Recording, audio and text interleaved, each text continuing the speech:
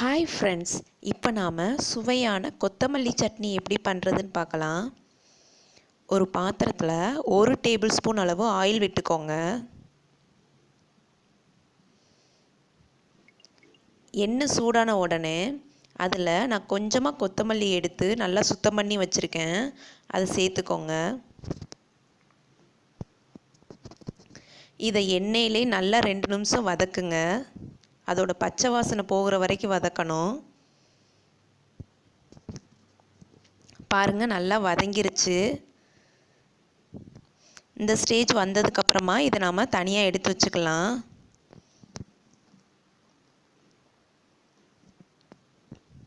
இப்போ சட்னி பண்ணுறதுக்கு கொத்தமல்லி ரெடி ஆயிருச்சு. இப்போ அதே பாத்திரத்தில் மறுபடியும் 1 டேபிள் ஸ்பூன் ஆயில் விட்டுக்கோங்க.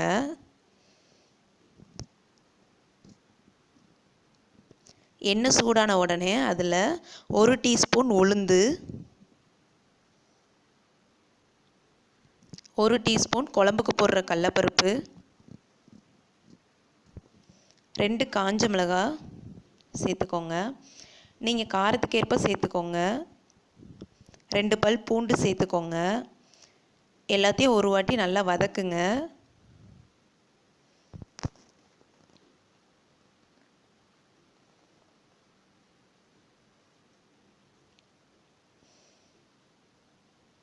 பாருங்கள், நல்லா வதங்கிடுச்சு. இப்போ இது கூட நான் 5 சின்ன வெங்காயத்தை கட் பண்ணி வச்சுருக்கேன், அதையும் சேர்த்துக்கோங்க.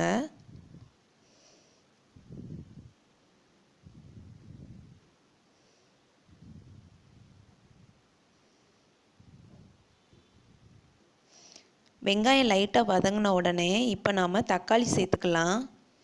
ஒரு தக்காளியை கட் பண்ணி வச்சுருக்கேன், அதை சேர்த்துக்கோங்க.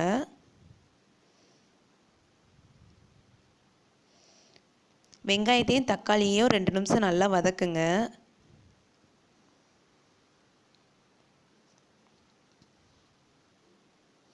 இப்போ பாருங்கள், தக்காளி நல்லா வதங்கிருச்சு.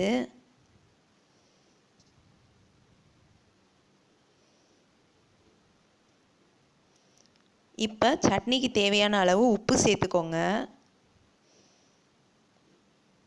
அப்புறமா ஒரு சின்ன துண்டு புளி சேர்த்துக்கோங்க. சேர்த்துட்டு எல்லாத்தையும் நல்லா மிக்ஸ் பண்ணி விடுங்க.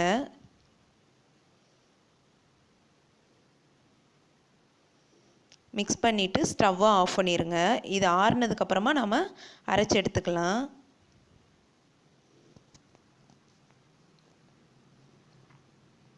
இப்போ பாருங்கள், நல்லா ஆறிடுச்சு. இப்போ இதை ஒரு மிக்ஸி ஸ்டாரில் மாற்றிக்கோங்க.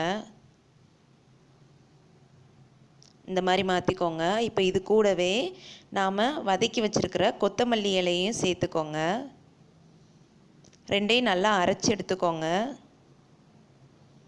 இப்போ பாருங்கள், அரைச்சாச்சு. இதை ஒரு பாத்திரத்தில் மாற்றிக்கோங்க. இப்போ நாம் சட்னியை தாளிச்சிடலாம். ஒரு பாத்திரத்தில் 1 டேபிள் ஸ்பூன் அளவு ஆயில் விட்டுக்கோங்க.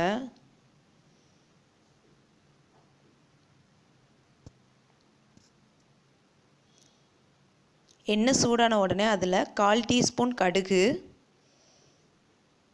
1/4 டீஸ்பூன் உளுந்து,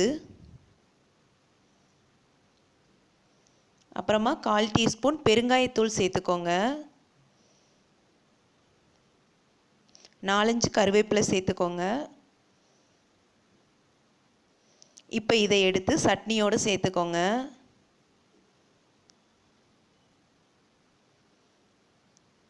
இப்போ பாருங்கள், சுவையான கொத்தமல்லி சட்னி தயாராகிருச்சு. நீங்கள் இந்த மாதிரி வீட்டில் ட்ரை பண்ணி பாருங்கள், கண்டிப்பாக உங்களுக்கு பிடிக்கும். இட்லி தோசையோடு சேர்த்து சாப்பிட்றதுக்கு அருமையாக இருக்கும்.